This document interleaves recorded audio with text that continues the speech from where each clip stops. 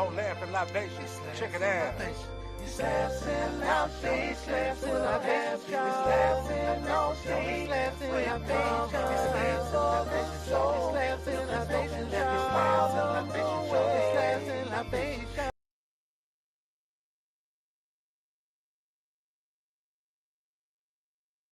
What's up, y'all? This is another episode of Laughs and Libations. I'm your girl, Shaquena.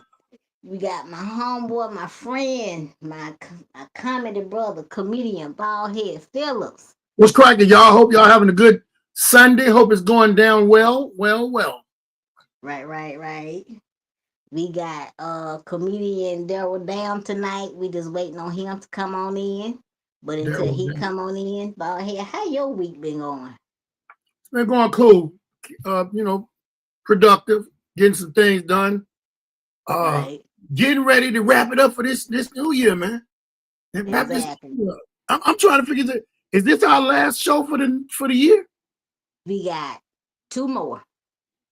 Yeah, two more. Okay. Two more, and then we got then after this year we got probably 3 more to go, and then we'll be finished with season 6. Well, after this year, it's gonna still be considered the last one of the year. Yeah, the last one of the year. But we still in the season. That's cool. I'm starting mine. Actually, I was gonna do mine today, but I'm gonna start mine in January. I'm gonna start season 10 in January, and I'm actually gonna start it at the place where I'm performing at. I already hollered at people. We'll sit up and just be chilling. Just be chilling, you know what I'm saying? Me and my buddy Marlon Mitchell. We're gonna do the podcast like that. And we're gonna bring it in. So my first and last show of 2024 gonna be in one night. Dang, Baldhead. Wow. Well, it ain't gonna be my last one I'm doing. It's the last one of the year. Oh, it's the first one I'm doing of season 10, but it's the last one I'm doing 24. First and last. Okay. I'm gonna say, wait a minute, huh? Okay. Yeah, that sounds confusing, but that's how they be doing it. And niggas be talking about, niggas finna start saying this dumb shit. I'll see you next year. Nigga, you stay across the street. What is you talking about? You ain't coming out? The fuck? That's what I'm saying. You stay across the street, you stay next door to me, behind me. What you mean? Yeah, You gonna stay in the house till 2025? Told one of my daughters, I said, don't call me till next year. No, you did. She was like, Dad, in the next, you don't want me to call you the next year? And then she thought about it. She's like, oh, okay. I know. That's your baby. Oh my God. That is hilarious.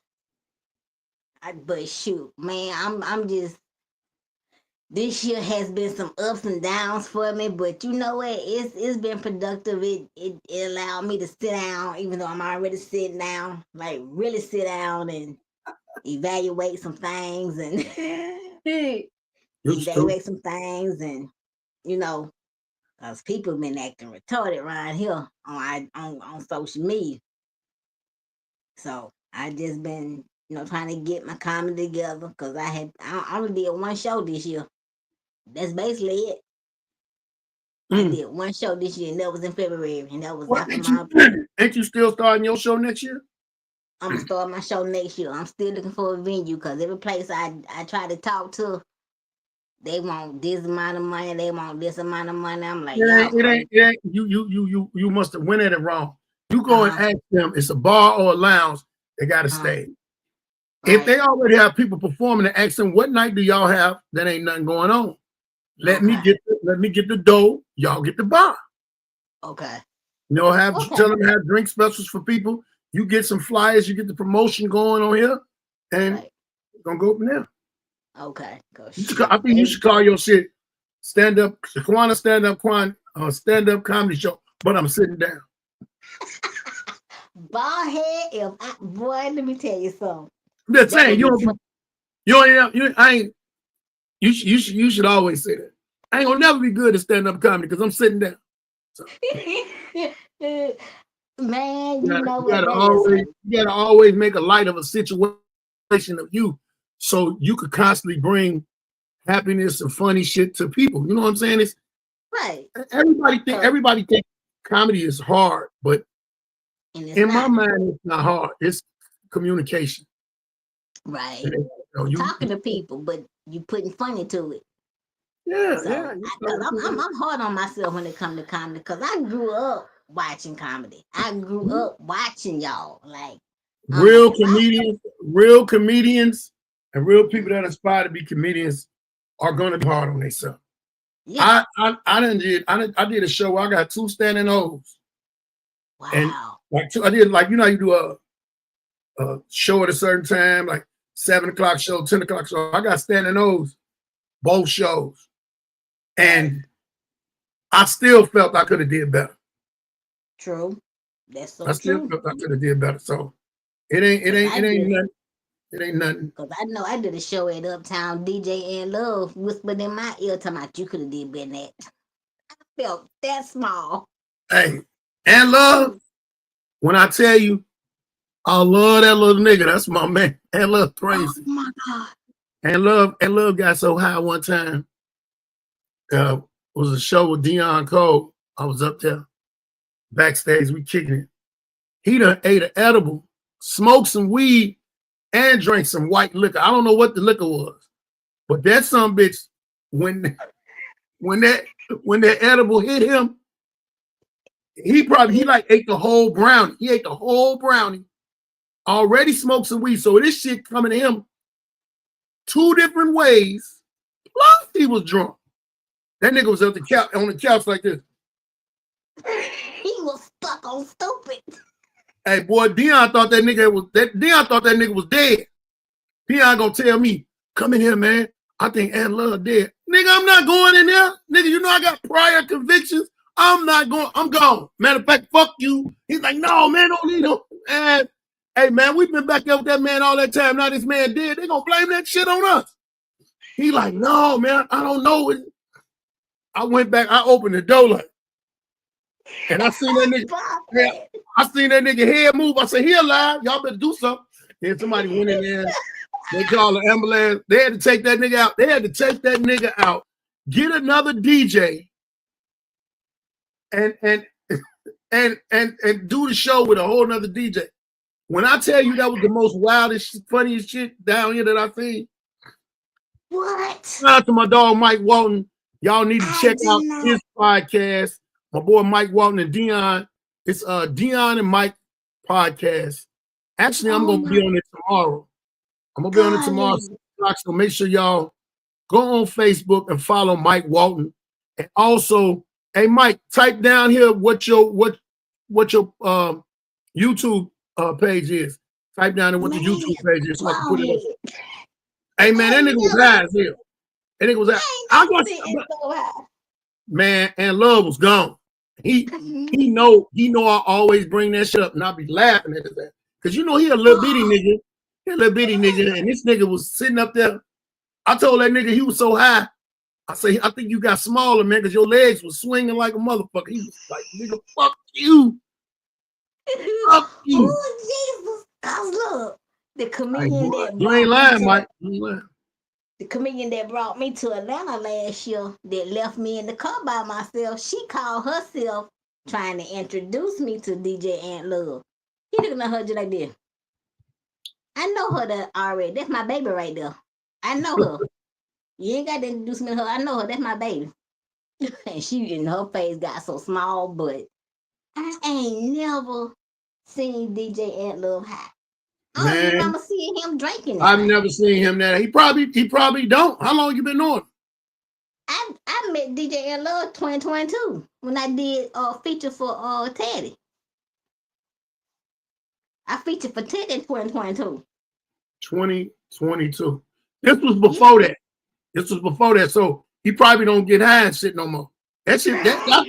Cause listen, you know how they put a motherfucker on a stretch and they feed me out. Yes. And he was covered up, and he was sitting up like that. This on the stretch. Hey, niggas was walking up to, hey man, you all right? Like, what's going on?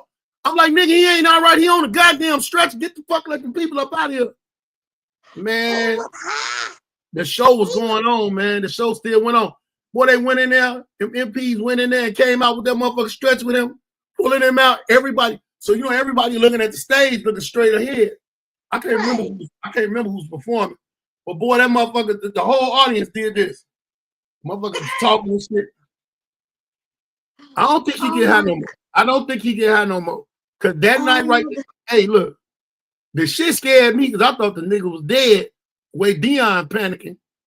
I'm thinking this nigga. I said, man, fuck this. I ain't finna catch no case. I don't want, let me tell you something how I don't want to be fucking with the police up here. Cause I done fucked with so many police in Chicago and Minnesota and motherfucking Michigan. I don't want to, don't question me about shit. If my name got to be signed on something, my shit is gonna say Buzz Lightyear. My signing. Hey Zilla, man, let me tell you something. My thing gonna say Minnie Mouse, and ain't gonna even have my picture on it. I promise you. Right. If I guess don't make it tonight, guess what? Me and Baldhead gonna talk about what we done seen in the news, cause we done seen some stuff in the news. Oh, it's a lot of shit going on. It's a lot of shit going on. A lot of shit going on. It's always something jumping on. It's always something jumping off. So go on, tell what you done saw in the news. A lot of killing is going on down here in Atlanta now. More so, and it's amazing the people in Atlanta, but a nigga like me, with my set of eyes, the Midwest eyes, I done seen so much. Hell yeah, Mike, I'm signing Buzz Lightyear. I ain't signing my name, and I'm gonna do it in cursive. You know, a lot of these motherfuckers don't know how to read cursive no more, so they fucked up. They gonna be, oh, that's a signature. Right. But it's a lot of shit going on, a lot of killing down here going on, and what's amazing people is that people that are from here, they're like, oh my God, I'm gonna tell y'all why the killing is up in Georgia. Right. Because y'all keep letting these bitches get Section 8 from somewhere else, and they coming down here with their nephews, their sons, and they ratchet coochie popping ass daughters. That's what it is. I got a whole misunderstanding for what's going on with these people, man. I don't understand. Like, let me tell you something, man. Let me just tell you this. I was watching porn the other day, right?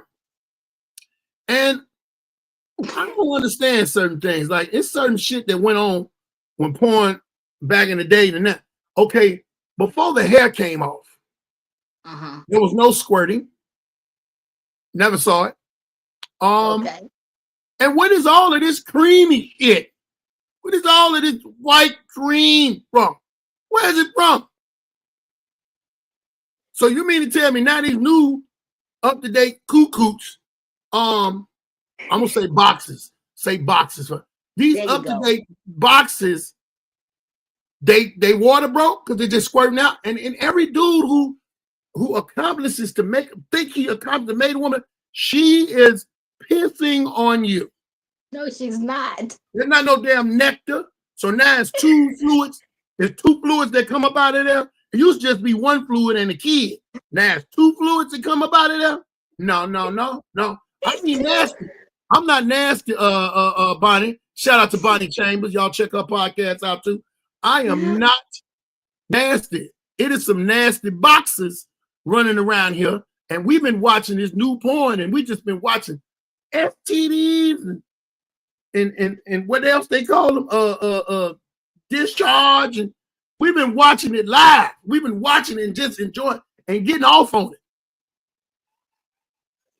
it. Oh my God. He said 3 flavors. Well, what's the flavor for? And then fellas, let's let you know this. If she has a bacterial infection, hey, what up, baby mama? If she has a bacterial infection, let me explain something to you. And you go down there and you eat it, she don't got it no more. You ate it. You ate it. You ate it all. You ate it all. Oh, Jesus Christ. Man, look. Coming from a woman now, it is not pee, y'all. Don't listen to that Baldhead. It ain't pee. I'm going to say it like this. It ain't pee all the time. How you know? How you know? Do you really want me to answer that question, Baldhead? No, not really, but I'm just trying to figure out, you know.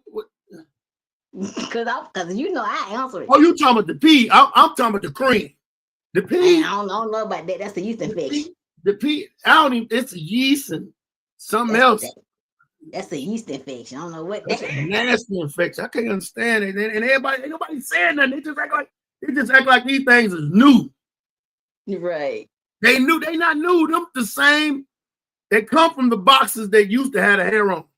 Now these boxes don't got no hair on. I think that's what I'm gonna tell you something else too. It ain't nobody paying attention to. R&B music is dead, right?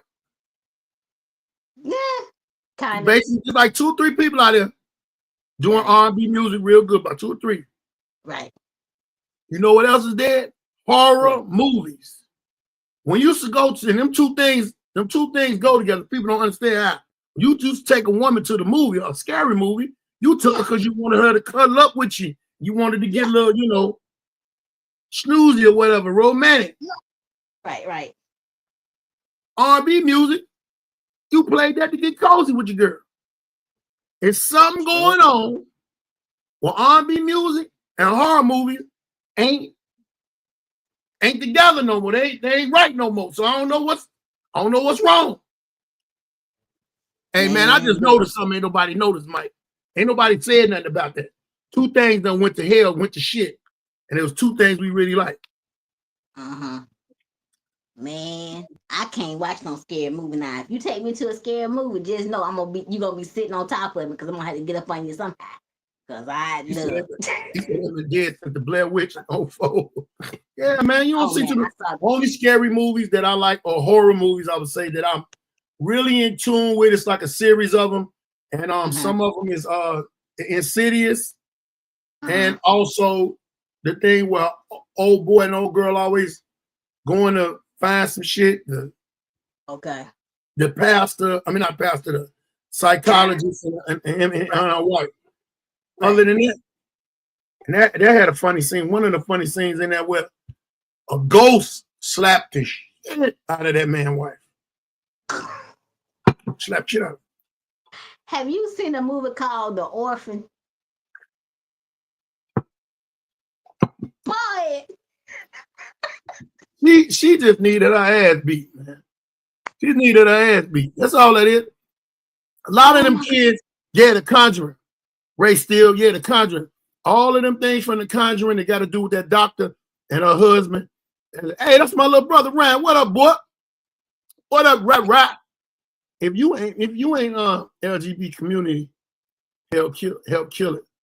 Why? Hey, do you know they got a movie where they got a lot of people going to camp? Then they wanted to stop being in the LGBTQ, and they was killing them. I watched that movie over and over again because it was funny. Oh my Lord! But that doggone movie, The Orphan. I'm like, wait a minute, the hell? But you know that was based on a true story. Yeah, I found out this year, last year. It was based on a true story. But old girl, they say she was a little girl, but she wasn't a little girl. She was a grown woman.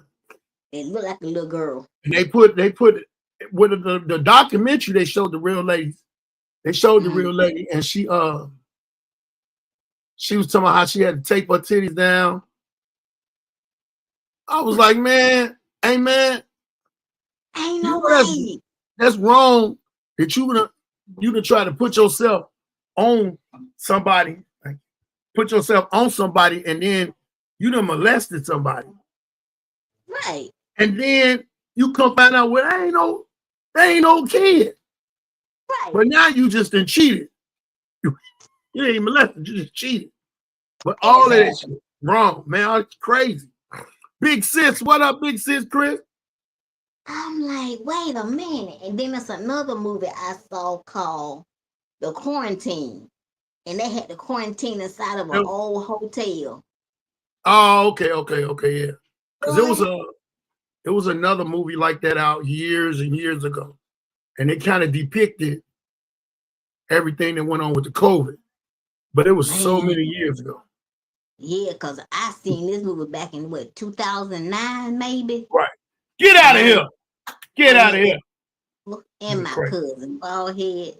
At the time, I didn't sit in the regular, movie theater seats. I just sat in my wheelchair. So I'm sitting in the front, my brother and my cousin behind me. My brother decides to play a trick on me and say boo while he touched me. Baldhead, I almost fell out my chair on the floor. No, it would have been funny if you almost ran up out the movie theater. Boy, look, Baldhead, he would have had to come chase me. You hear me? Because I wouldn't start running. I would have ran home. That movie was I remember when I was a kid, me and my mother was watching the movie. Now, the first movie that ever scared me, right now to this day, I know grown men that say the movie. It's called Trilogy of Terror. It was 3 stories. I cannot even remember the other 2 stories, but this lady got like not one no action figure, like some shit like this in the mail. Yeah, I got green right there. In the mail. Got a package in the mail, and it said, "Don't take the chain off." She took the chain off of it, and that thing tore up everything. I wasn't talking about that. Was that dumbass dog, man. My dumbass dog. Oh my God. Yeah, but I just don't. I love scary movies. I would watch. Like the other day was Friday the 13th. I watched Friday the 13th. I said I was supposed to watch this today. Halloween is my favorite time of the year. Man, I hated them Halloween Oh, you got Zilla, just Google Trilogy of Terror. Crazy movie. That dog got loose. She had to put the doll in the oven. It was crazy. I was a kid. That movie scared shit out of me. And what happened, the reason why it scared me so much, because me and my mama was watching it. My mother used to be one of the people that used to be sitting on the phone and look out the window. And, the phone, but the house phone. It's in the window. She had these big ass drapes. Somehow or another, the window was up. The phone was in the window. It moved the drape and it knocked the phone off while we watching a scary part. I gets up to run. Let me explain something to you. Yeah, I took my little brother to go see Jeepers Creepers. And then, let me tell you something. My mama is the reason why I watch scary movies. And I asked her when I got to be a teenager, Mom, why you had me watch all the scary movies when I was a kid? She said, because I didn't want you to be scared of shit. If you were scared of shit that probably wasn't real, you ain't gonna be scared of nothing in life. And I turned out to not be scared of too much nothing. Some people be saying, you retarded as hell. I'm scared of God, and I'm scared of my mom, and I used to be scared of my grandparents. However, when that phone fell out that window, I got up to run. It scared me and my mom. I got up to run. I look as I'm running, the back door swinging open. My mama had already ran out the house, down the street. My grandmother stayed a block down. We stayed in this big co-way building on 61st Bishop. My mama done ran towards my grandmama in the house. I'm running, trying to figure out where the fuck is my mama, because I didn't want to leave my mama, not knowing she done fucking left me. She left me. And I was the only child at the time. She go tell me, it wasn't nothing. I could have had some more. I thought that thing was coming in the window. And we stayed on the second or the third floor. You know what? You dirty. Did you bring it up years later after that? Hell yeah. I told in front of the whole family. I said, I won't tell y'all how I know my mama ain't shit and she don't care about me. She left me. She left me for dead. You didn't say it like that. Yep. But since then, I always be scaring my mother. I got a video up now when I scared my mom. Well, no, that ain't that one. I got a video I scared my mama, boy. She chased me out the house. I was videoing. I walked in the house, creeped up on her with the camera, and I was like, hey, boy, she jumped up and chased me out there. She did not play. My sister was like, why you always scared mom? I said, because mama had been scaring me. Shit. You just returning the favor. That's all. That's it. Now, my first scary movie was what's the one with Freddy Krueger? Oh my God. Freddy Krueger, Nightmare on Elm Street. There you boy, Baldhead. Look at here.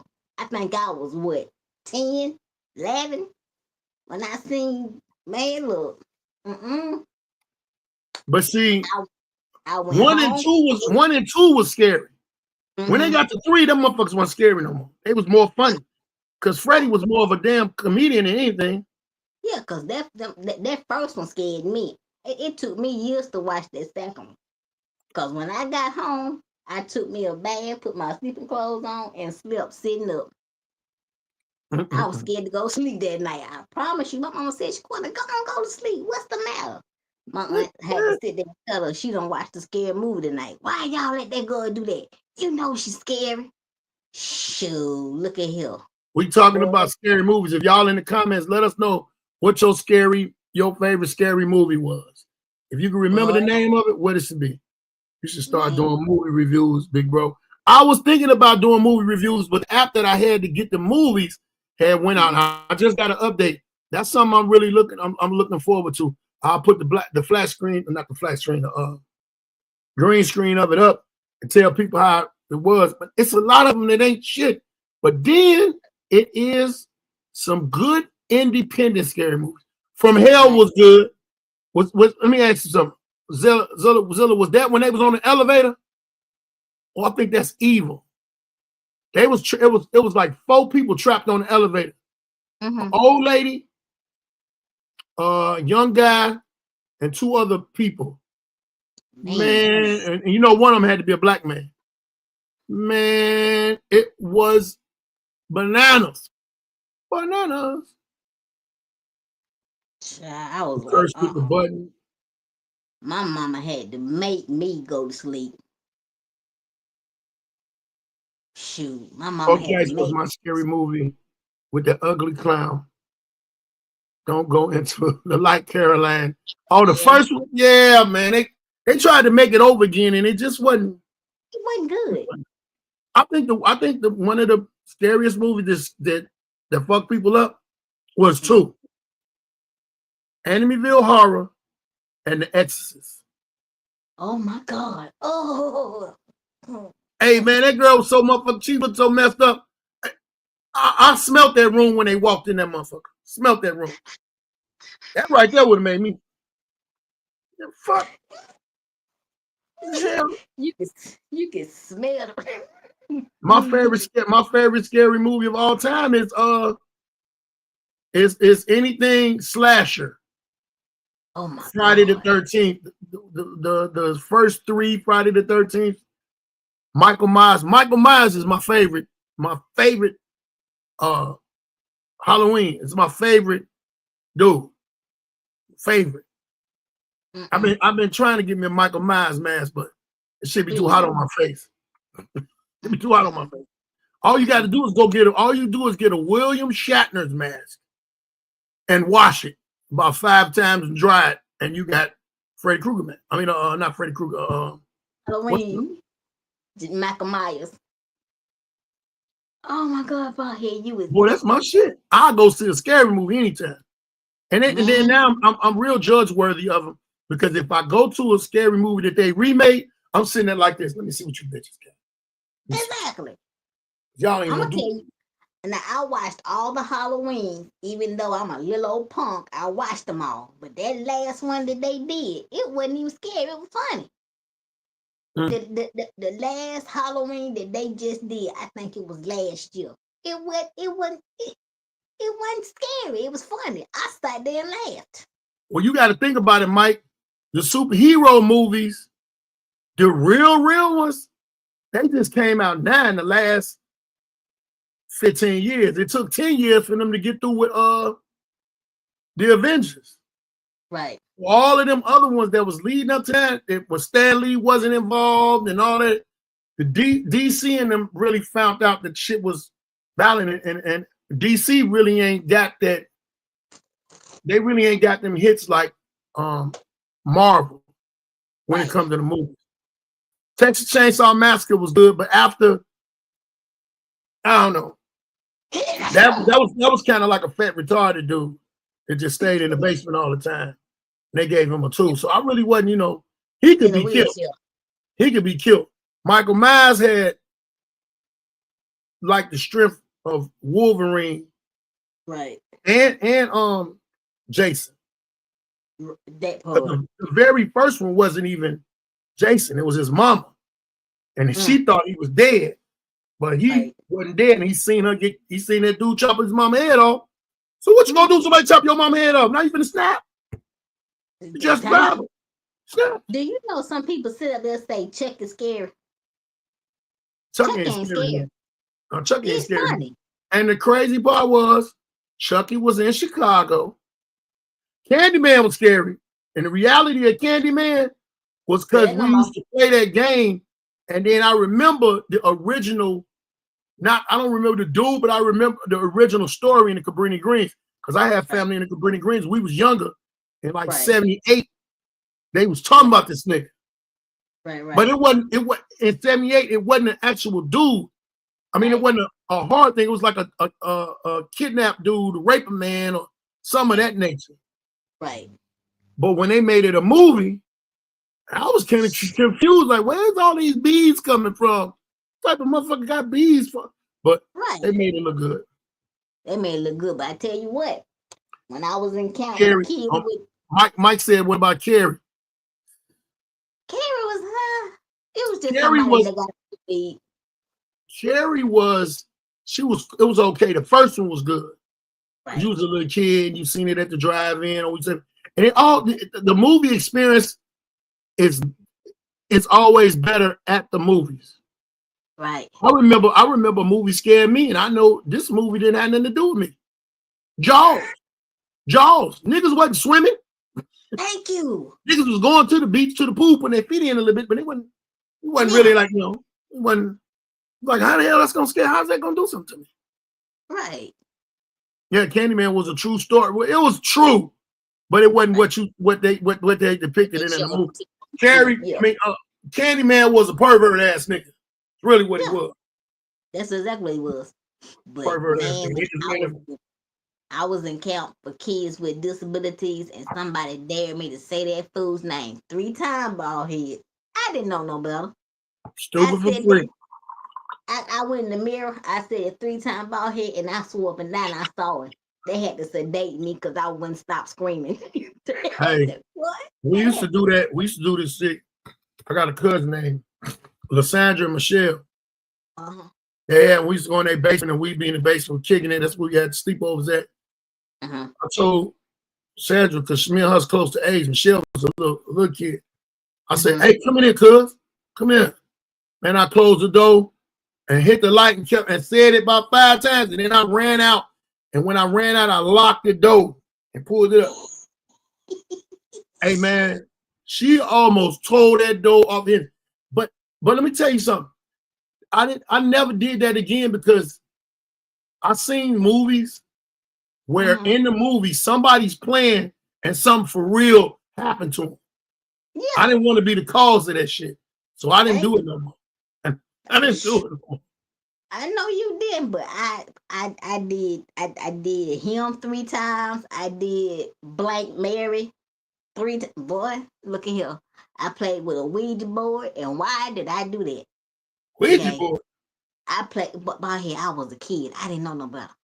I thought it was the game, and I found out there wasn't no game when I would get my tail toe up. Shoot, I couldn't run fast enough. Got my tail toe up. Man, I would never ever play with a Ouija board, but Candyman. See, here I go. He was funny. He was funny, but he was scary. Cause I saw it when I was a kid. That nigga never smiled unless he was finna kill you. Come here. Never. That's the only time. Let me give you.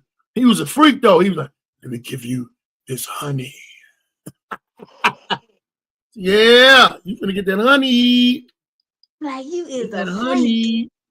Even as a kid, I knew this man was a doggone freak as a kid. I'm like, what kind of freaking? But they had to make him what he really was.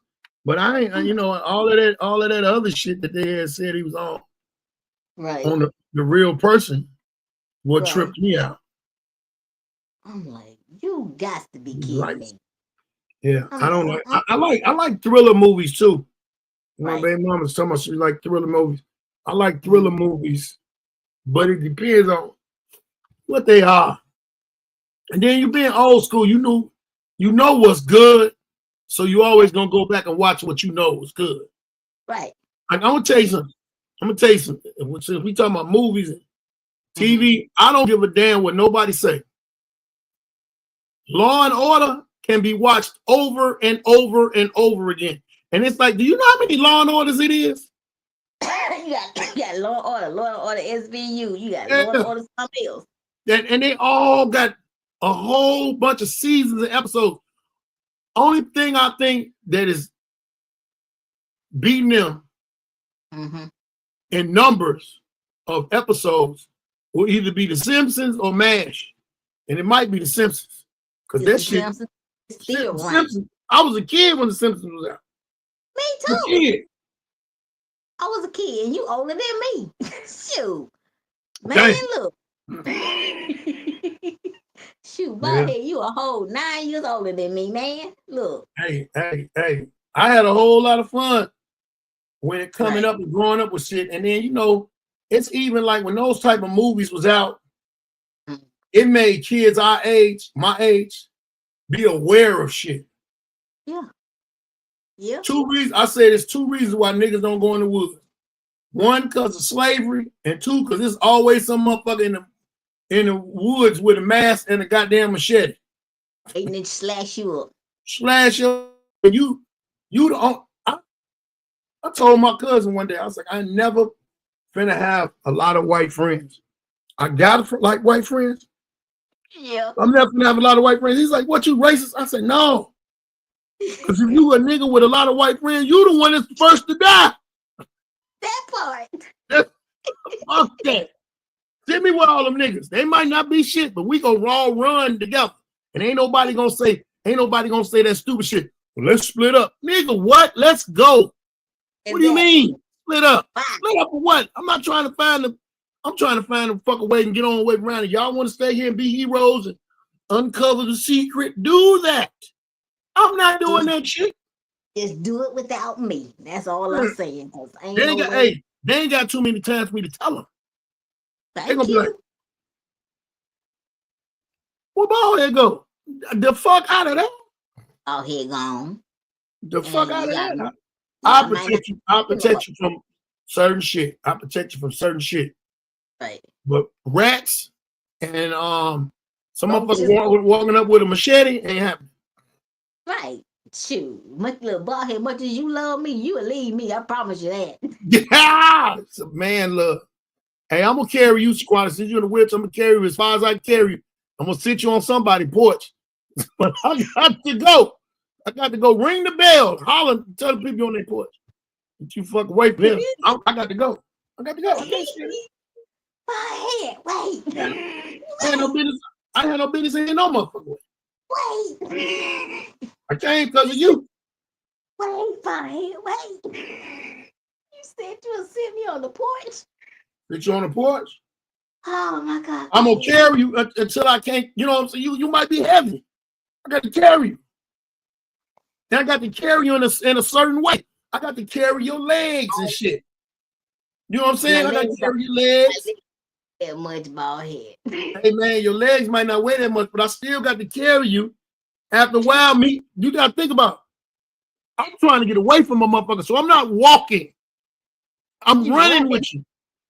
In my mind, I know I got a destination. I got 2 destinations. One is a porch. The second one is the fuck away from wherever we was at. Oh, Baldhead, wait. Baldhead, you ain't shit for this. Boy, look at him. Oh my God. Man, get your friend Granville. Oh my God. Granville, what up, boy? Boy, you is dumb. Wait a minute. My brother said, you gonna be in the woods. That's some hillbillies craving some man love. I'm running, and I'm gonna carry Shaquena as far as I can. She gonna be sitting on a trailer park home because that's what it sound like. You're around trailer park. Fuck that. No. Yeah, I hope he come back and get me though. You at the house. I hope they got a phone and tell them that nigga went that way. Shit, you the first line of defense. I'm trying to draw them away from you. I'm trying to draw them away from you. I'm not at my house though. You drop. I don't matter. You can tell them I'm paralyzed from the waist down. I'm not a fair kill. I'm not a fair kill. How many horror movies have you seen where they killed the motherfucker in the wheelchair? Not that many. It was one, and it was motherfucking Jason Voorhees. That was Jason Voorhees. And on the chainsaw, it was niggas in the house that was in a wheelchair. It was motherfucking but at the same time, I got to go. Let me tell you what I told my daughter. I told Damani. We sitting there watching the movie. She had to be about 9 or 10. She had about, matter of fact, she was 10. She said, Daddy, she just called me Dada. Dada, what you do if Michael Myers and Jason Voorhees coming in? Because the way my room was, I had 2 doors to come in my room. She said, Michael Myers gonna be right there. Jason Voorhees gonna be right there. What you gonna do? I said, you gonna be here? I said, you gonna be here with me too? She's like, yeah. I said, I'm gonna tell you this. It's a window right there. I'm jumping out that window. She gonna say, but we on the 2nd floor. I said, that don't matter to me. Let me explain something to you. I'm 50-something years old. They've been killing people since the 70s. Ain't nobody killed them. They done killed them, but they done came back. The question is, what are you gonna do? You've been here a good 10 years. You'd have been doing enough. I'm out, and I ain't waiting on you. If you trip and fall, I'm gonna tell people you stayed there. I'm not gonna be playing. I'm not gonna be playing. Man. Ooh, Jesus Christ. Yeah, man, I ain't playing with that. I'm gonna survive. You know how I might die in a scary. You know how I die in a scary movie? Huh? I've been and killed myself trying to get away. You know, I've been and ran into some shit. That's everything but the killer. That's but Baldhead, you said you gonna leave me on somebody's porch to make a phone call. Did you hear what I just said? I'm gonna leave my daughter too. My fucking ass ain't paying attention. She gonna ask me what I'm gonna do. And these niggas been killing niggas for damn near 30-some years before she was born. Oh my God, Baldhead. I ain't trying to get in the Illuminati, but they might say he sacrificed her. No, I didn't. That motherfucker stayed. She thought that shit was a game. She stayed there. Sat there telling me, oh, they ain't gonna do that. Chop her motherfucking head off. Thank you. Because lately, the last Halloween I seen, Michael Myers, a little boy was looking for his daddy because they ran into the crazy house people. The little boy had a rifle. The little boy shot the damn doctor and ran back to the truck trying to get in there. The little boy had to be about 12, 13. Well, Michael Myers banged his head up against the wall and snapped his neck. I said, Mike done started killing kids. Lord Jesus Christ. And in the other one, the recently up-to-date one, do you know they went crazy because Michael Myers came back to his house and it was a gay couple in his house? He really lost his mind then. He killed both of them. But do you know the LGBT community was going off about the movie? I said, he didn't kill black motherfuckers. He didn't kill white motherfuckers. And now he's decided to kill. And then Michael Myers, man, he don't know who the fuck that is. Y'all seen his house. And y'all got the guy. He started killing in his house. Yes. That's the first time he killed his sister in his house. What make y'all think y'all supposed to be in that motherfucking house? Exactly. They ain't say nothing about it.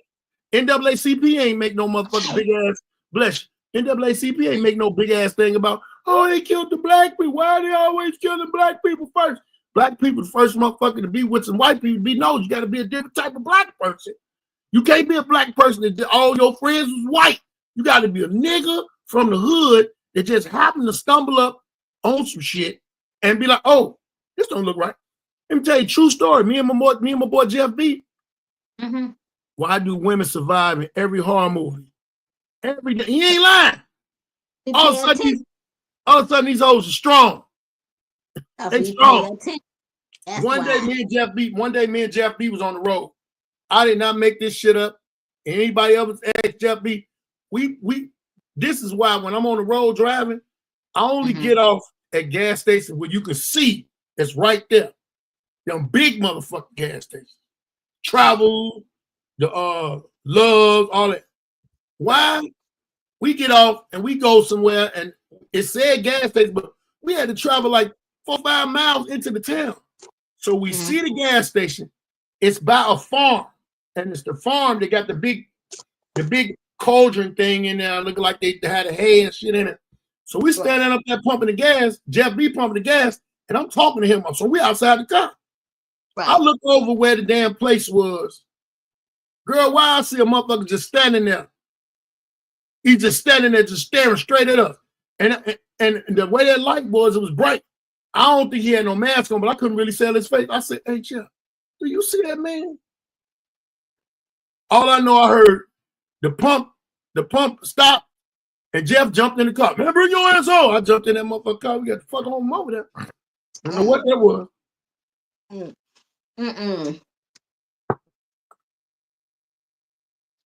That community might come together to get Diddy off.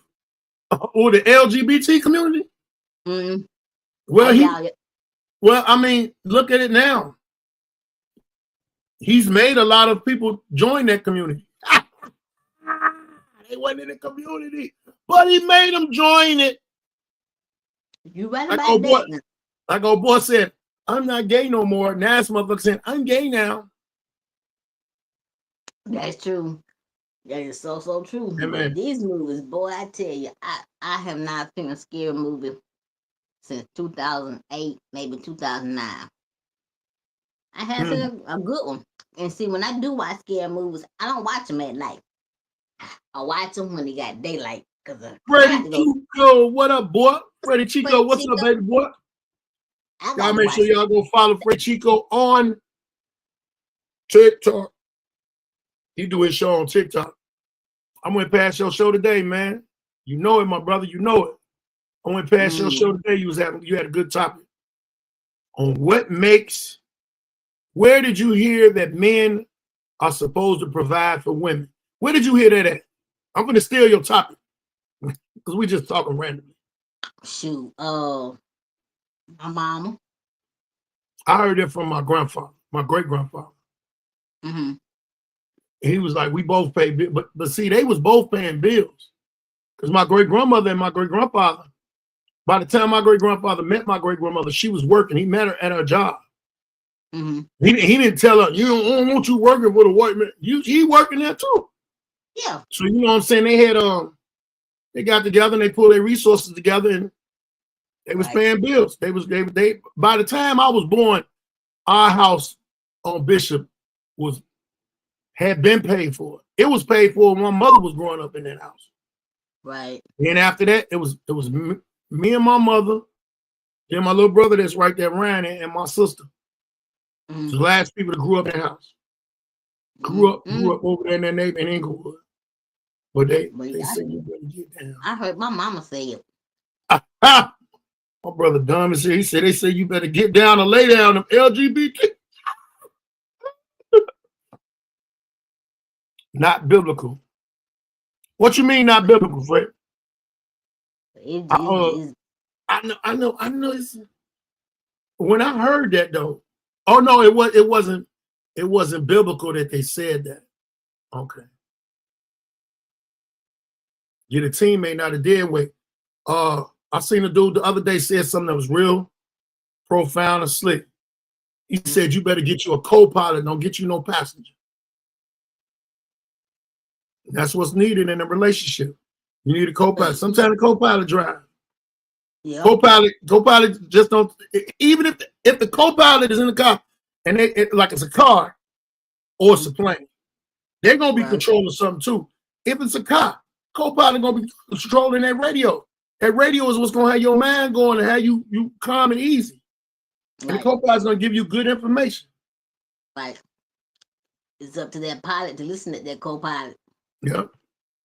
What have you never heard of Bonnie? Bonnie Chambers has her own podcast. Y'all make sure y'all go check her out, Bonnie Chambers, on Instagram. Right. But yeah, I heard my mama, and when I say my mama, I mean the one that adopted me. I heard her say it. I heard my grandmama say it. You know. That a man's supposed to take care of a woman? Or Yeah, I've heard that. Not man. Well, I mean, if the man is taking care of the woman, somebody has to take care of the house. Somebody has to take care of the house. I'm gonna tell you how, and we ain't gonna do that on this podcast, or I ain't gonna do it on no podcast where we gonna be bashing both of them. If people work together, I don't care if y'all in the house by yourself and y'all ain't got no kids. One day she washed dishes, one day he washed dishes, one day you clean the bathroom, one day she clean the bathroom. It's a team, like you said, it's a team effort, man. Because if one person is doing everything, that person gonna be tired. Yeah. That person gonna be tired. And they're gonna be no good to nobody else. To do nothing else. And then the nigga gonna get frustrated. A nigga get frustrated, a woman get frustrated. I'm right here doing all this, you ain't doing nothing, or you know, you can't do this, you can't do that. Right. It's a crazy. It's always been a team effort, but some people don't feel like a team effort. Bonnie says a woman's supposed to take care of her own. Does that mean if you got a man, is that man your own? Supposed to take care of him? You supposed to take care. Y'all supposed to take care of each other. Let me tell you, when the independent thing came, first off, let's just go back a little bit. The independent situation with women wanting their own independence and all of that, that's cool. But what a lot of women don't understand is back in the days, y'all was just above slaves. Y'all couldn't vote. My great-grandfather said some funny shit. Well, not my great-grandfather, his brother. His brother said some funny shit. He said, they shouldn't have never let y'all drive and read. Remember when niggas couldn't read? Niggas would get beatings or get murdered, slain for reading, knowing how to read. First time I seen that and understood it was Kizzy. Kizzy was on Roots and she read some in the book. Her mama slapped her into a pot. Thank you. And I mean, like today, you got kids, you know, you got grown people out here that don't even know how to read today. In their 50s, 60s, 70s, don't know how to read. Look at Hold R. on. Oh, yeah. R. Kelly, yeah. I don't care. Good cook.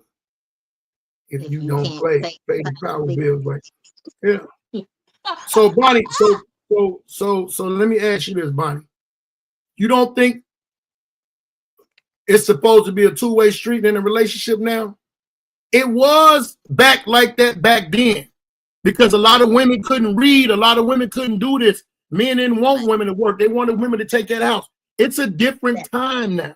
And the different time is if you independent and you got some money, you think you're gonna just be walking around this motherfucker keeping your money looking good and doing that? No. You paying some of these bills too, man. You paying some bills. I'm paying some, you paying some, we paying them. We gonna knock them all out. Now, what motherfucker got to do is get ready to save money together. That's when people be kind of scared because don't nobody want nobody to know what's in their goddamn bank account. Right. I don't believe in what belong. A man's supposed to take care of his own too. I'm back and forth with Bonnie because she's about to get on my nerve.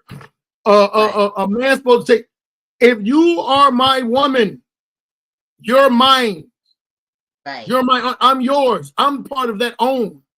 This house that we have, I'm a part of that own. All of that is together.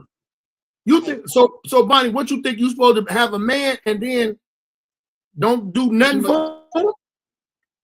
Because right now it's a woman on social media. She said if her husband runs out of soap and she's at the, I'm gonna say Walmart, she gonna get the stuff she need and not worry about him. Cause why? He's supposed to be responsible for his own stuff. Yeah, it's a woman on social media. She said this mess, and I don't agree with that. It's things like that. The biblical punishment needs to come back together. They need to start stoning motherfuckers to death. Thank you, because I mean, my thing is, if you is the one going to the store for that week, and your man needs some or your woman needs some, and you go to the store, but you only get yourself and your kids something, not your significant other, that's diabolical to me. I don't get that. Well, you got females that got bomb ass mentalities, and their mentalities is to live up off of somebody else and not help them. Exactly, and that's not cool to me. I don't subscribe to that at all. Like, y'all will take care of each other, not let that man run himself ragged, and not let that woman run herself ragged. Y'all both work together, especially if y'all both working outside the home. So men has his own, and I got my own. Okay, I'm gonna go further with that, Bonnie. What if y'all? Does that apply if y'all stand in the same household? There's no need to give him anything. You lost your motherfucking mind. If this man is giving you shit, do it for you. And let's talk about this. If you got a man and he living with you and you got some motherfucking kids from somebody else, you gonna want that man to do something. I don't give a fuck if it's drop them kids off somewhere. And I'll be fuck them kids. You got your own car, you drop them off. But I ain't got no gas. Too goddamn bad. They could push that motherfucker the rest of the way. And develop a whole hernia. Hell yeah. So there's no need to give him anything. It is a need to give him anything. That's where y'all both take care of each other. Y'all take care of each other because it's y'all against the world. When you got that one-sided shit, you're gonna fail. You're gonna always fail. You're gonna always be looking crazy than a motherfucker. And the age that a lot of people is, if you over 45, it's time to sit back, settle the fuck down. If you ain't settled down already. I'm 45. I'm a whole 45. Whole 45. You know how quick 5 years is? How quick 5 years to slide up on your ass? Shit. And I already feel like I'm dead age. I already feel 50 Baldhead, God dog. It ain't but 45 and I feel 50. And that's a doggone shame. Now, this that I sent you on your phone the other day about Corey Holcomb. Oh my God.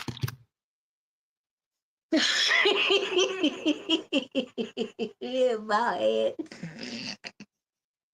Baldhead, stop. Wait. Baldhead, wait. You stupid. Go and get your opinion on it. Well, the thing of it is from what they saying, what my boy say, from what I ascertained, right. Corey Holcomb was supposed to have assaulted another female comedian named Christina Payne. I knew Christine. I met her. I don't know her, but I met her. We had some dinners. We had some funny times. So we did a show, like an open mic or something like that. And she was around, and I seen her. She came to Chicago too. Right. I don't know. This is what I don't know. I don't know the reason why. I don't know what made him put his hands on her. And this is what I do know. This shit that kind of hit the fan a little bit. But boy, if somebody got some footage, if it's a video out, that boy dead in the water. Yeah. Dead in the water. Let me see. I'm like Jamie Foxx say, nope, I don't need it. If he has his own, I got my own. Hell, I don't need to prove, I don't need to provide for him. Hell, I didn't help him create those bills. Yeah, so if y'all living together, it's what I said. If y'all are living together, they y'all bills. Yeah. You mean to tell me you want a man to come in your house, take care of all your bills, even though them is your motherfucking bills when you get in there. You accumulate them bills. Right. But yeah, I read that story and I wasn't there. I don't know. But if it's true, it's like you said, it's about to hit the fan. If it's not true, it's then a she lot of got to. people. It's a lot of people don't like that boy. Right. And the vultures have just came down a little bit further. Vultures be circling over you, but these vultures that came down. Yeah. They ain't on them because it ain't, you know, and everybody's hollering about. Let me tell you something. Them comments is wild. The comments, it's so many niggas in the comments going in. They saying that she make a police report. She made a police report, and also who's going to be her witnesses and stuff like that. It depends. I'm gonna tell you this. It depends on the caliber of comics that was out there. Now, me being a comedian, this is what I do know. If it's some low caliber comics, and I mean a low caliber by they ain't been on TV, they ain't got a lot of motherfucking credits, they ain't got a lot of shit, they not gonna say shit. The higher caliber comics ain't gonna say nothing either. They gonna try to get away from. They gonna deny that nigga like Jesus. They gonna get away from him. You see how they did it? It's that, but on that level. Exactly. If he got some witnesses, he better bring them witnesses out. That's all he got. That's all he can do. And but for somebody to make an allegation that you put your hands on them, a female, in this damn time. Well, I don't know Corey, but some of the stuff that I've seen him say in these podcasts, I'm like, okay, whatever. But I'm gonna say this. I don't know if he did it. I don't know if he didn't do it. But if he did it, he gonna have to pay for it. If he didn't do it, she should be shamed. She should face some type of consequence if she's lying on court. I don't think she should get off scot-free. Hell no. That's slander. Listen, that's slander. That's slander. And you can get sued for slander. LA, they big on suing. They big on suing in LA. So basically, if she ain't got no motherfucking money, she better shut the fuck up if she lying. Thank you, because that's defamation. So I'm hoping and praying to God that the truth come out. I'm not trying to sway one way or the other. I just want the truth to come out so this can just go away. Cause I said, damn. The fact of the crazy matter is, there's been a lot of women that have accused people of doing stuff that were true, found to be proven. And there were also women that accused somebody of stuff that wasn't true at all. Right. And then they didn't jam niggas up. Yeah. Women can be spiteful. I'm not saying that about this case. So all the attackers, y'all come fuck with me if y'all want to. I'm gonna light y'all ass up. I don't give no fuck. Right. And let me tell y'all something. I fight everybody. Everybody. No, I'm just bullshitting, but I'm serious too. I couldn't no woman put me in a situation where I really want to put my hands on her. Plus, I know a lot of females. Right. I know a lot of females. Go be right. Go.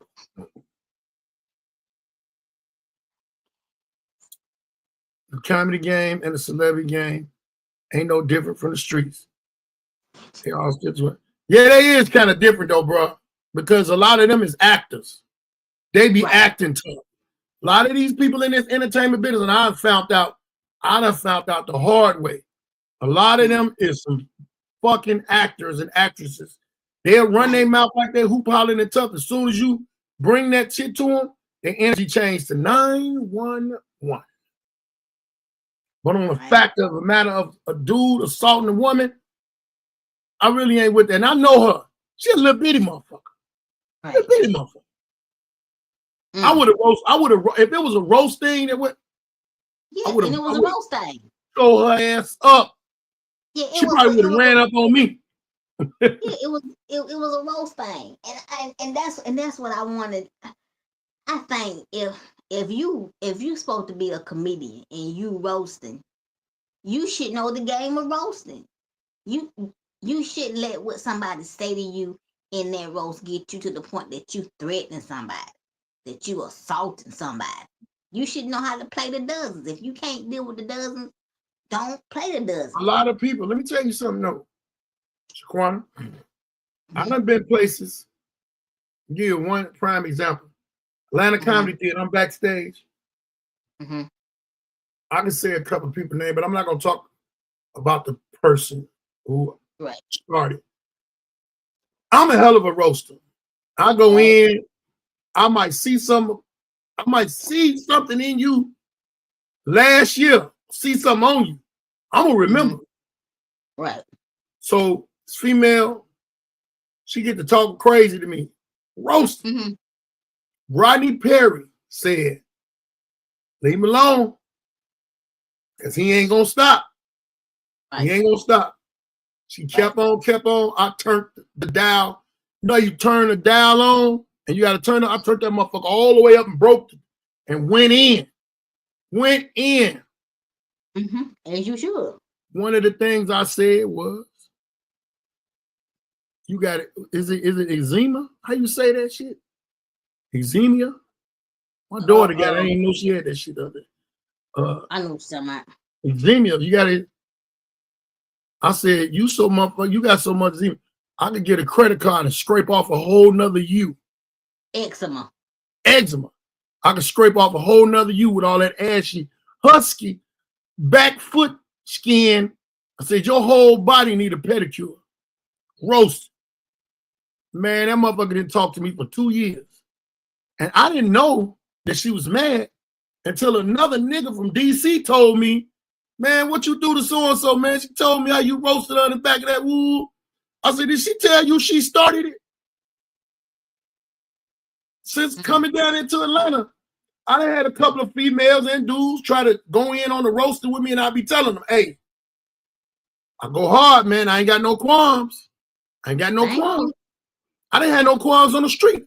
I posted a couple of days ago that I roasted somebody and the nigga started talking about my mama. I said somebody's mommy gonna tell my mama dead. I said, nigga, your shit still go on. I ain't got nothing to do with your mama being dead, nigga. I ain't killed. What you telling me for? Got no sympathy for that shit. But see, I know me, I'm sensitive, so I don't. Sorry, man. Sorry. I don't roast with people.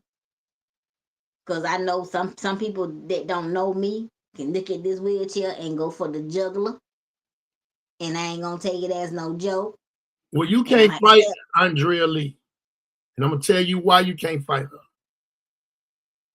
Because R. Kelly, and I'm an R. Kelly fan. We all still are Chicago motherfuckers, R. Kelly fans. Right. R. Kelly brought that shit on his damn self. He brought that shit on himself because because of how he was, and he surrounded himself with yes men ass niggas. Right. And I know a few of them yes men ass niggas. I don't never want them type of niggas around me. My friends don't got no problem with pulling me to the side and telling me right then and there, hey man, what the fuck are you doing? What are you doing? Right. You're supposed to be doing that. You're not supposed to be involved in that. It's a stupid ass on Rick Mobile. And me, I'm a type of person. I'm very big. I could be accountable for stuff. Right. But if it's one of my friends, one of my close friends, they're gonna be able to talk to me like nobody else could talk to me. Right. And I have to agree to that because I'm the same way with them. Exactly. You know what I'm saying? It depends on who you are, where you with. That's why you can't jump on her, can't fight her, because it wasn't her. Yeah, it was him. Cause my thing is, what happened to him? Family knew it. I'll call her on the phone. Anyway, I'll call her on the phone. She's crazy. People knew what happened when R. Kelly was young. The thing that happened to him, family knew about it. Family should have got R. Kelly some help. I feel like if he had got some help back when that happened to him, he wouldn't be in the situation that he's in right now. And when he got older, he should have got himself some help to get over. I ain't gonna say get over, but get through what happened to him when he was young, and not become that monster that attacked you. Cause a monster attacked R. Kelly. R. Kelly became a monster himself, a monster in the night. And I feel like if this man had got some help, somebody had took pity, empathy, and sympathy on Robert Kelly. They probably didn't know. Yeah, on somebody. You know what I'm saying? You when you in that starlight, you everything is perfect. You got money, you got fame, you out here, you eating at these good restaurants, you over doing this, blah, blah, blah. I remember some crazy shit, and these young girls be ready to do that shit, man. Yes. They be all for that shit. I remember, let me tell you, there's a restaurant in Chicago on the west side called MacArthur's. Mm. MacArthur's was a soul food restaurant. Me and my brother Terry, we pull in there to eat. We eat there on Sundays. Good ass food. Mm-hmm. We sitting in there, and this big ass like tour bus pull up. Mm-hmm. And then we see, R. Kelly coming in. He had about 10 niggas with him. Mm-hmm. They went in. They had a little like a room, a little conference room. Let me tell you something. Me and my brother had just started eating our food. Mm-hmm. When I tell you, 15 to 20 minutes later, nothing but young ass girls start flocking at my because somebody got on the phone. Social media wasn't even that big then. Somebody had got on the phone and said R. Kelly was in MacArthur's. It was so many motherfuckers outside, you'd have thought they were selling food, but it was motherfuckers trying to see him, and it was majority girls, young girls. I'm looking at the window like, that girl got to be about 12 years old. What the fuck she doing up here running? What the fuck is her mom and them? I don't even know how I don't know if they sent the mass text out or whatever. But shit. She's trying to let me explain. See, in Chicago, we don't get no help. What you mean you don't get no help? What? And I said R. Kelly should have got some help from when he was younger and what happened to him. Yeah, but he probably wouldn't have took it. He probably wouldn't have took no help because he thought wasn't nothing wrong with it because now he got money. When his ass was poor and broken, they probably would have gave him help if they should have been trying to give him help then. But now he his own man. He's like, I don't need no motherfucking help. You know what I'm saying? Because the same thing he did was done to him. And he became, instead of him the victim, he became the monster when he got older. Well, a lot of them people that get to that point, and that happens to them, they only got 2 to 3 ways to go. Women, when they get like that, then they start being more promiscuous, prostituting, because that's what they think love is, or they shut down, turn into LGBT women, or they just psycho, scared of everything. Scared of everything. They drawn in. So I don't, and I'm thinking that should have happened to men too. If it happens to men, it goes that way too. But a lot of men ain't gonna come out and say that. But now, with the situation with Diddy, a lot of dudes is popping up, but they ain't want to show their face. They don't want to show their face. They're ashamed. They're ashamed that they like the dude that they say he got down on in the back of the car. Let me tell you something, man. Let me tell you something. Me, the asshole in me, that shit to me was hilarious. I know it's sad. It's wrong. But I ain't never get. I don't drink and smoke like that. Right. You see me take an edible, I'm high right here online in front of the world. I'm not finna go nowhere and be so bleezied out that somebody, a dude done got me in the back of the car and started ramrodding me. No. Heck no. And then if it did happen, I'm going to be in prison forever. Oh my God. Oh man, anybody try to protect them, they going down too. What do you mean? That's crazy. I mean, this man done put his finger in my booty and I'm not supposed to do nothing. What? I mean, and you got women out here that's doing that to men.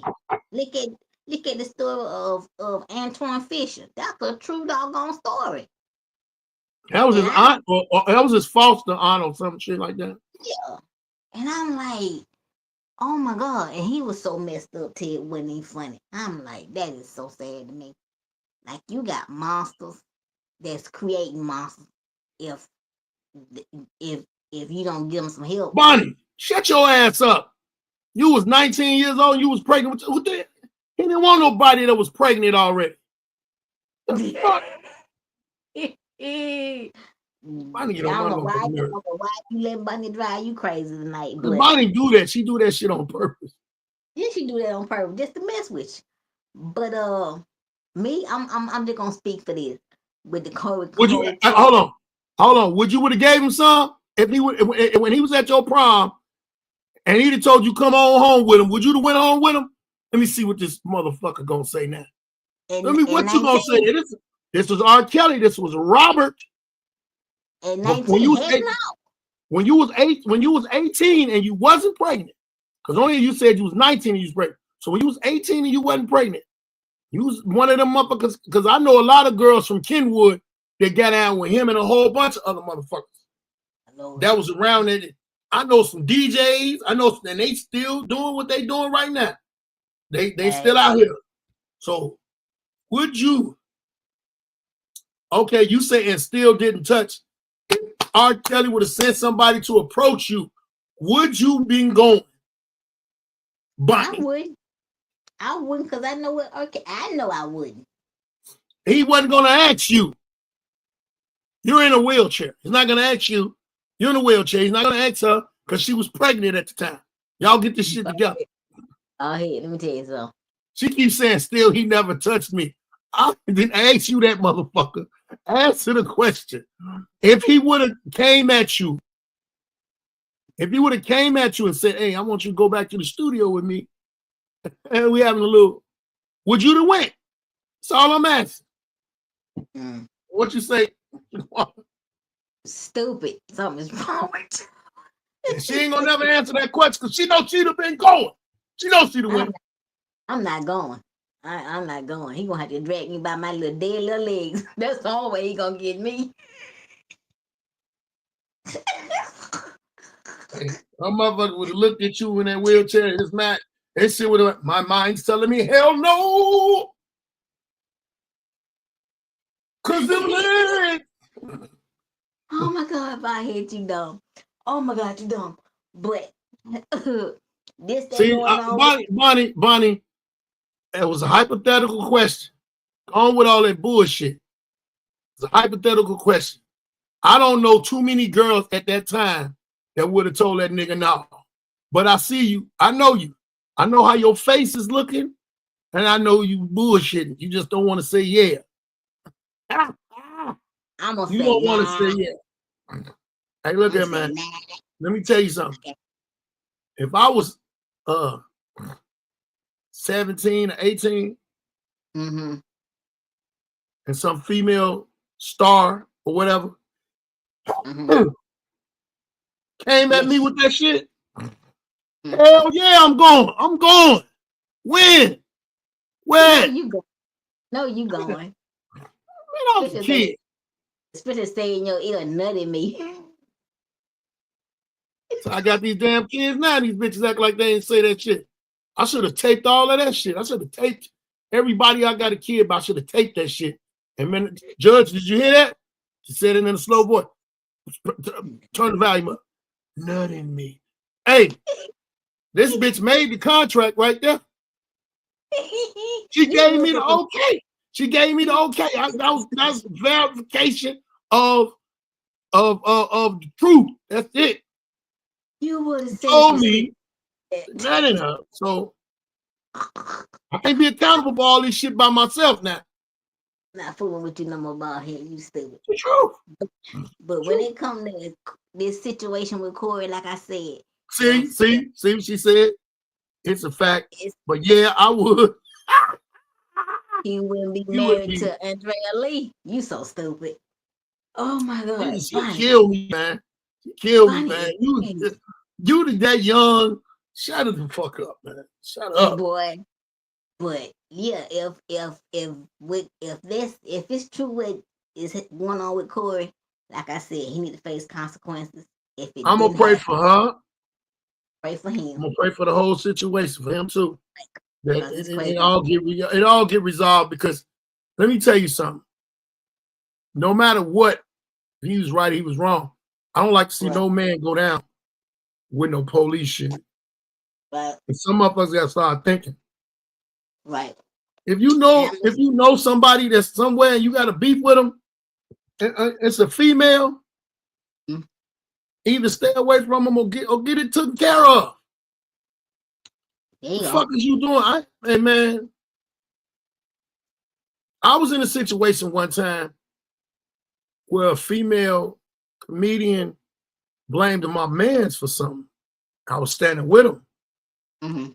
And it got so hectic that the police was looking for me to witness what went on, but I didn't witness anything. Right. And so it came out that she was lying. But she tried to drag me a little bit. I ain't saying that. I ain't with all that internet back and forth shit, arguing with no motherfuckers. I fuck around and say some shit like, "Where you at?" To go find out where you at. But when she did it, we was having a thing in my neighborhood, and it popped up. She came in the neighborhood, and she was acting like she was gonna be the one talking real good. And I said, you know what? I'm gonna go around this corner and get these little GD girls to come around and see what you say. But then, another comedian, my girl, told her to get the fuck on. You know, wow. Why you come to the zoo poking them and they tell you don't poke the gorilla? Exactly. You said he poked the gorilla that didn't have nothing to do with it. But a motherfucker got mad at me because I didn't take their side. And it wasn't that I didn't take their side. Because if my man would have did the shit that she said he did, I would have checked him. Hey, man, don't do that shit. Because that's the type of friend I am with him. They don't do that shit. No, we don't do that. That ain't our cup of tea. Don't do that. But it all got resolved with the police. I'm talking about police was looking for me like, talking about they went to the comedy club like, man, we need dude's name and his number. That so happened the owner was a real solid person. It was like, hey, the people looking at you, looking for you to question you. And I'm like, for what? This motherfucker know the owner. No, I don't be fucking with no police. So I don't be putting myself I don't put myself in situations where I got to be dealing with that. I see so much shit going from far away, and I'll be like, let me get on over here. Let me get on away around there. That ain't my business. That ain't my situation. Exactly. And I feel like this, I'm new in comedy, but I've been hearing over the years that it's a problem in comedy with females being attacked and females not feeling safe. And my question is, you as a male comic, what can men do and what can other women do to protect women in comedy? And vice versa. If men are being, harassed or whatever, what can happen? I don't know nothing about no men being harassed because, like I say, I'm gonna put it to you like this. I got people that I fuck with real heavy. Like I fuck with you. You somewhere, situation, hey man, I'll get away from her. Right. Corey Bell, Jess Niche, it's comedians in Detroit. My girl Shani D. I can name them. I can name them. If I'm there in the present, they already know they got somebody that got their back. Yeah. But, and it's a lot of women gonna get mad at me saying this. A lot of y'all need to stop being around shit that you ain't supposed to be around. True. Y'all know the fuck boys. Y'all know them dudes that tell you they gonna take you on the road. And when you get on, this is what I heard from a comedian not too long ago. Who the fuck was that? Oh, One Act Drama.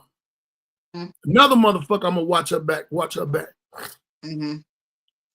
Comedian took her on the road. When they get there, it ain't no hotel room for her. He's supposed to stay in the hotel room with her.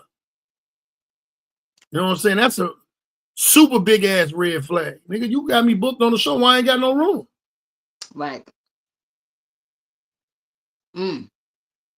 Matter of fact, don't go with them. Get down there on your own. You got to make a stand and show a motherfucker.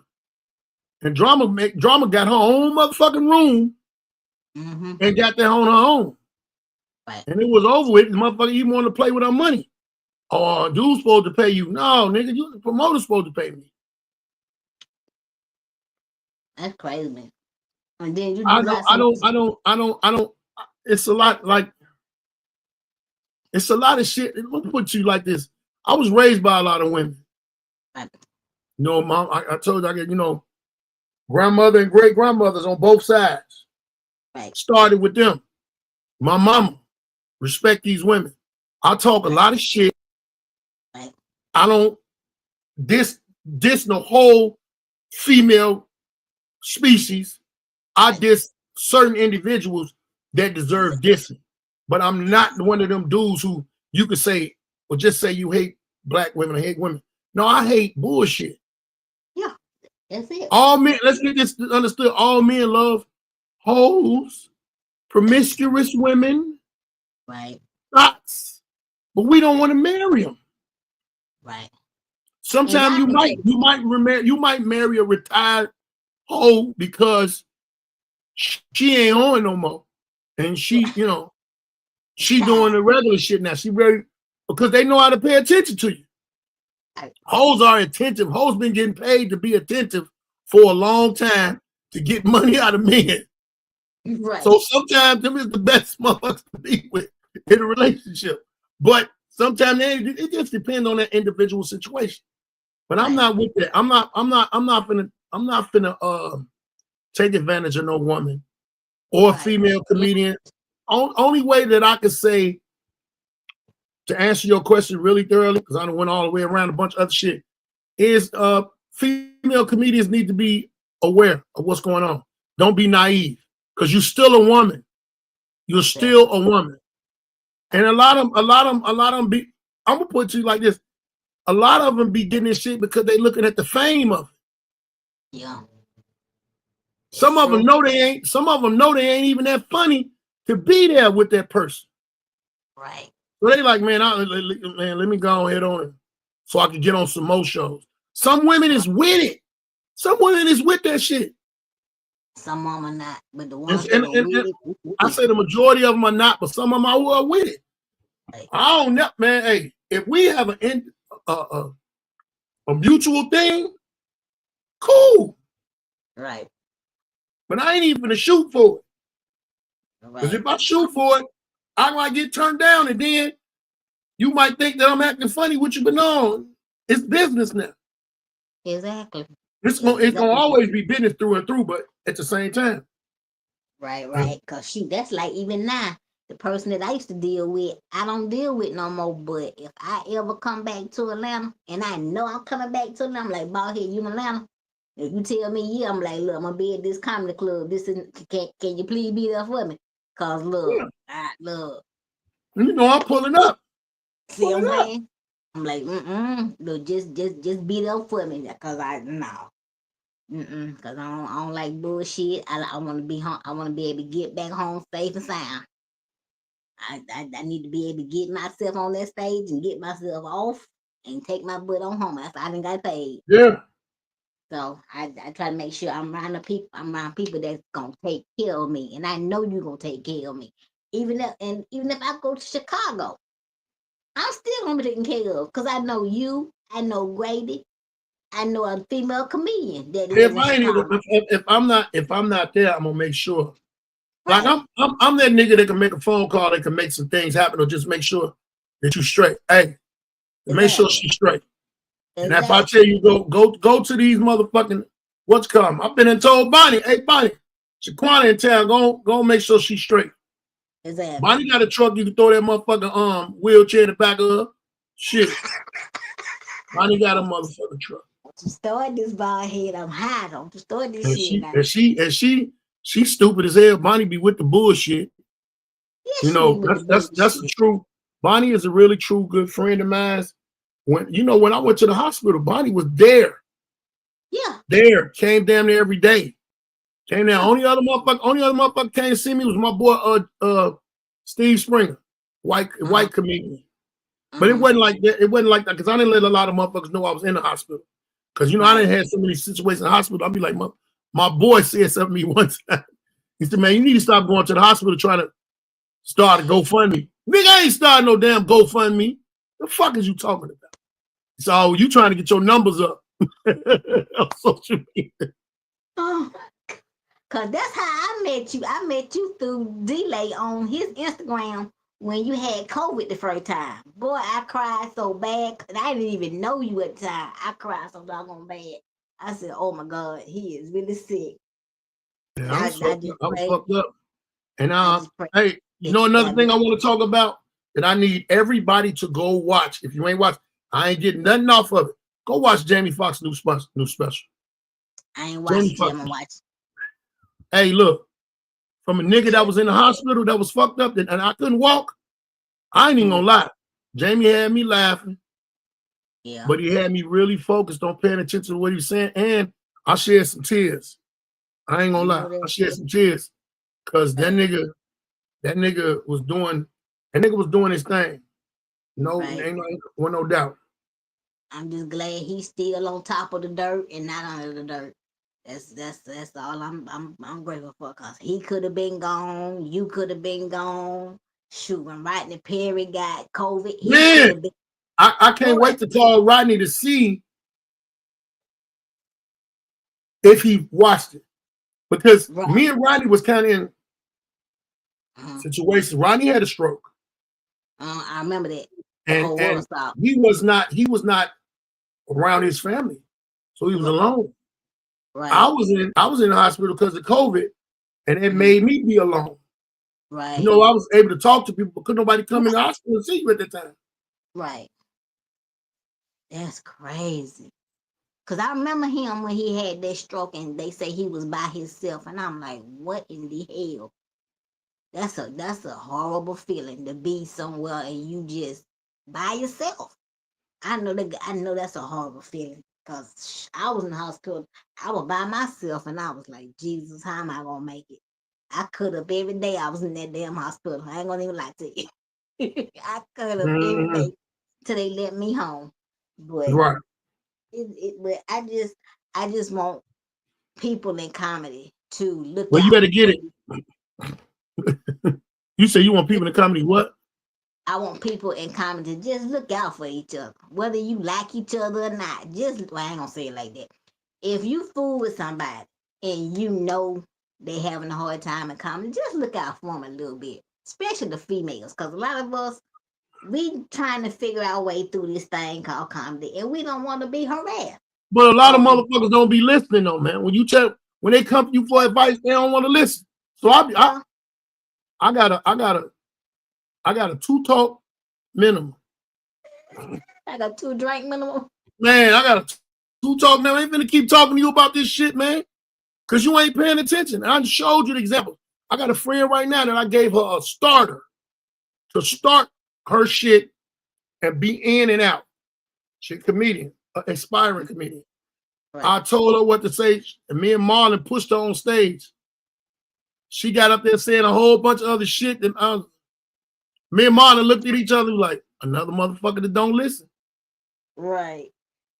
You know, I know how to start some shit off. But some people, they gotta find out their own. Go find out on your own before you come asking me. Right. And when all of that shit fucked up, then I'm gonna be like, well, are you gonna listen to me? Right. Because I know what to do. I got way more motherfucking wins than I got losses on that stage. Right. See what I'm saying? Oh. And then they're just like me. If I'm not gonna listen to you, Baldhead, what am I gonna ask you for help for? It's a waste of my motherfucking time. Wasting my motherfucking time. And if the shit don't work, it might not work for you. See what I'm saying? Like I've asked you questions. And I know if I ask you these questions, I'm gonna have to put the answers into action. So what am I gonna waste your time and my time for if I'm not gonna listen to you? I'd be a complete fool if I sit here and teach you. That's what I'm dealing with. That's what we be dealing with, and that's why I like a lot of times I tell people be thinking, well, this is true. I don't like a lot of people. Right. And the reason I got to get to know you. The thing of it is, do I got the mentality to get to know you? Right. Sometimes you force in a situation, you be like, all right, this is a cool motherfucker. He all right. He even showed me that he cool. Right. But then in certain situations that the motherfucker show you that it ain't. A road trip, you can find out about somebody on a road trip. You can find out about somebody while you sitting down eating. You're breaking bread. Right. They'll tell you they really are. But the thing of it is if you not ready to take criticism, And I ain't gonna criticize you in front of everybody. Right. I'm gonna tell you, in our own private conversations. If your ass ain't ready, you ain't got no tough skin, you better get you some, because I ain't gonna tell you nothing in no bullshit ass way. I'm gonna tell you in the raw. You have to take my vitamin. And see, I can take criticism. You can criticize me all day, every day, but embarrassing me. Yeah, that's something else. That's something else. I tune out once you start embarrassing me, because I don't take criticism after that. Once you embarrass me and try to call it criticism, yeah, I stop listening after that. My tough. Well, no, not my tough. My funny situations with you be me talking shit about you in a wheelchair. Right. Yeah. Because I know somebody might heckle you from an audience. The audience is gonna be like, wow, no, oh my God, he said it. But when you shoot right back at their ass, they're gonna be like, this motherfucker. Right. You're right. And I know what you be doing when you be saying the stuff that you be saying to me. I know what you be doing. You be trying to get me ready for it. So I got a tough skin, but I know I got to get my skin Teflon tough if I'm gonna have longevity in comedy. So, but yeah, I just, man, look, I tell it in the female comedy, and any new comedian, it don't matter who it is. If your skin ain't tough, don't you do this. Because you ain't ready for no bald head. You is not ready for bald head Phillips. I promise you ain't. Because he going to make you slit your wrist and quit comedy, god dog. That'd be my fun part, because you know what? When I came up in comedy in Chicago, it was so many people that was criticizing everything they was talking about, but they gave you good advice. Right. Bernie Mac himself roasted the shit out of Marlon. It was Marlon bombed at the Cotton Club one time. Roasted that boy like no other. And Marlon's still doing his thing and getting down like a motherfucker, one of the top comedians up there. So Marlon ain't never forgot that. Man, look, all I had to do was bomb at not Uptown, because I ain't never bombed at Uptown. Let me not say that. I bombed at KOD, Look Here. I shouldn't have been at KOD, no way, because that's not a comedy club. That's a strip club. I should have been at a comedy club my first time getting on stage. Now, my first time telling a joke, I did it on Zoom, and I did it good. And that, to me, is harder than getting on stage. Why you say that? Because, man, look, you don't know you can't really see who you telling jokes to, because they have their cameras and stuff off, and that, but and to me, being in front of a crowd, I can get that laughter back if they laughing. But on Zoom, they want you to cut your mic off. They want you to cut your camera off, so the person that's telling jokes don't be distracted. It was harder for me. Right. To me, it was, because you didn't get that instant reaction. But on stage, you get that instant reaction. If you know you doing good, if you ain't doing good. Because to me, somebody not laughing at you, that's bombing, because you don't know if you're doing anything wrong or right. So I consider it a bomb. But I said, if you want you a mentor, if you really, really want you a mentor, you need to be able to listen to your mentor and do exactly what your mentor tell you to do, and get you one that you can trust, that's not trying to harm you or do anything wrong to you. Or just fuck you for information. There you go. Niggas be trying to fuck you for information.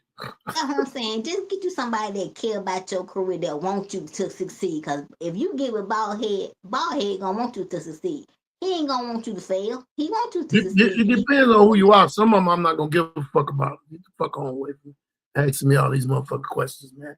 You ain't funny. Get the fuck. And if they can't take me saying that, they don't need to ask. Yes, exactly.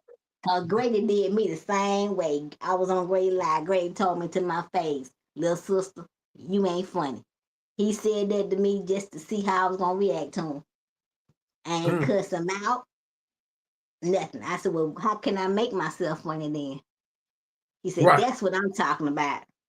He said, because you could have served him, you could have cussed me out. And that's how I know you ready to listen to somebody. Because you could have cussed me out, little sister. He said, because I was waiting on it. Ooh, I was waiting on it. I said, somebody must have cut Grady out before trying to do this. But I knew what he was doing. I knew exactly what he was doing. And the way he looked at me, waiting on me to say so. And I said, well, how do I make myself funny then? He said, that's what I'm talking about. And if you're not prepared for this person that you want to be your mentor, to really mentor you, please don't just keep watching comedy till you're ready. Right, keep watching comedy till you, if you're not ready, just sit on down somewhere. Cause this ain't the role for you. That's all I can tell you. But we just stayed on him till almost about an hour. Baldhead, what you got going on? New Year's Eve, I will be in Chicago at the Noble Center. It's in Dalton. I have a show. Me and my man Marlon Mitch are gonna be bringing in New Year's with plethora of people. Right. It's gonna be off the chain. They got a crazy menu. If y'all are in Chicago and y'all trying to be a part of it, hit me up on social media and I'll send you the link to the tickets. I rush my daughter all the time. She got to learn the world. Yeah, that's what I do to my daughters. All my daughters can signify. My daughters, let me tell you, I know my daughters is ready. I done had to go to the school for each one of my daughters for the way they run their mouth on people. And they either kick the fight off and I'll be like, you good, you can survive. Because kids is harsh. They are harsh. Kids, hey, coldest shit I ever said to a kid that was talking crazy to me. I went to my daughter's school and this little kid was talking crazy. I said, hey man, I can look in your eyes and tell you never met your real daddy, man. You met a lot of dudes your mama go with, man. Be strong, little boy. Be strong. Walked off. That nigga didn't know what to do. Oh my God, you is crazy. Playing with so New Year's Eve. That's that, and also that New Year's Eve early on during the night, I will be on my podcast. Me and Marlon Mitchell will be on the podcast, Baldhead Podcast, introduction to season 10. He's my first guest, and we will be live. We will be live. So come, make sure y'all check that out. Go subscribe right now to Baldhead's podcast. That's BALDHEAD''S. That way you can subscribe. What you got going on, Squan? Well, I'm still working on this open mic. I am getting my new merch together. I got somebody creating me a girl that's in a wheelchair. That's a stripper holding on to a pole. And on the top of my t-shirt, I got somebody working on me a stripper girl. She's in a wheelchair, dressed up like a stripper, holding on to a stripper pole. And you know, I always say, if my comedy career do not work out, I'm gonna have to be a stripper. And that's what it's gonna say at the bottom. Hey man, the way I just pictured you being in a stripper and climbing the pole and your legs dangling, that's what they should call you on the stripper thing. And coming out right now is Dangly Legs. She's coming out to the boy. But what they really gonna say is coming to the stage. Meals on Wheels. That's my stupid name. Stupid as hell. So you telling motherfuckers you the meal? Yes, I'm the meal. I'm the meal. Oh,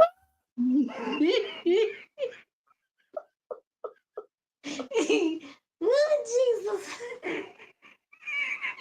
Hey man.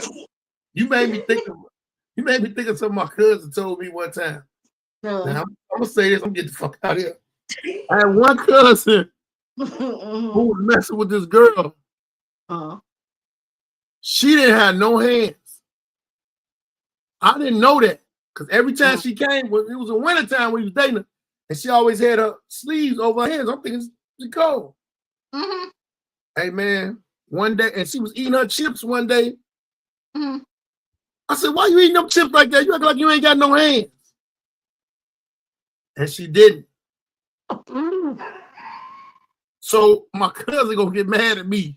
I said, "Man, why you ain't tell her she ain't had no hands?" This nigga gonna say, "Well, shit, I didn't know she ain't had no hands." What? What? Yeah. Now, my other cousin, I got some wild, freaky ass cousins. This nigga messing with a chick in a wheelchair. So the other one that had the girl with no hands, he bust out one day on talking about, so do you go down on her? And if she go down on you, is she in the wheelchair when she go down? He gonna like, I don't really like doing that to her. And then we said, why? That nigga gonna say her legs heavy. Hey man, I almost passed the fuck. I would never forget that. Them two niggas is the worst niggas in the world for even telling me that. That's with me forever. With me forever. Wait. Okay, y'all. That's the. Make sure y'all follow us, goddammit. Y'all make sure y'all follow Laughing Libations on YouTube. There you go. And you can also follow our individual Facebook pages, Instagram pages. Exactly. Comedian Baldhead Phillips on Instagram. Also got another one called Art by Baldhead. Oh, this is the last. This is what I drew. This the finishing result of what I did last night. Oh, that's nice. I like that. Yeah. I like that. That's cool. My cousin was like, "What is that? Is it a heart, an apple, or potato? I mean, tomato?" I said, "Nigga, I don't know." It's a heart. Yeah, it's a heart. It's a heart with the stem because it grows. You know, love grows. Love grows. But yeah. So make sure y'all follow us. And keep watching. Keep doing what you got to do. Exactly. You can follow me on my Instagram, Shaquena, SHAQUENA 3939. My other page is Shaquena_Horace. You can follow both of them Instagram pages. I can't go live and touch her. Remember, I said something about my comedian friend, aspiring comedian. That's up. Jamie Lynn, motherfucker. What's up? Yeah, Jamie is a mother. You get better. It's a heart. It's stupid. Well, we finna get off of here tonight, y'all. We'll see y'all next Sunday. We got my homeboy coming on here next Sunday, so get to know him. Yeah, damn, fuck you, damn, you motherfucker. That's all right. That's all right. My boy. Damn is one of my dogs. That's my man. He good people. Yeah, I love my sister. 9 times out of 10, that nigga sitting up there hiding and forgot. Cause look, the first time I met him was when I did comedy for Teddy, and Teddy told him that he had to lift the front, and the guy that always got the hat on had to lift me in the back. I told Darryl, I said, I looked him in the back, don't you drop me. Don't you drop me. And he said, baby, I got you. I got you. All right, you got me. I bet I never be around and a motherfucker drop you in a wheelchair. Baldhead, I'm gonna lay there like I'm crazy. I'm gonna be like, get up! You get your ass up. Get your ass up. Stop playing with these people. Hey, we got a lot of love for y'all. Y'all pray for us. We're gonna pray for y'all. Peace out. Hi, y'all.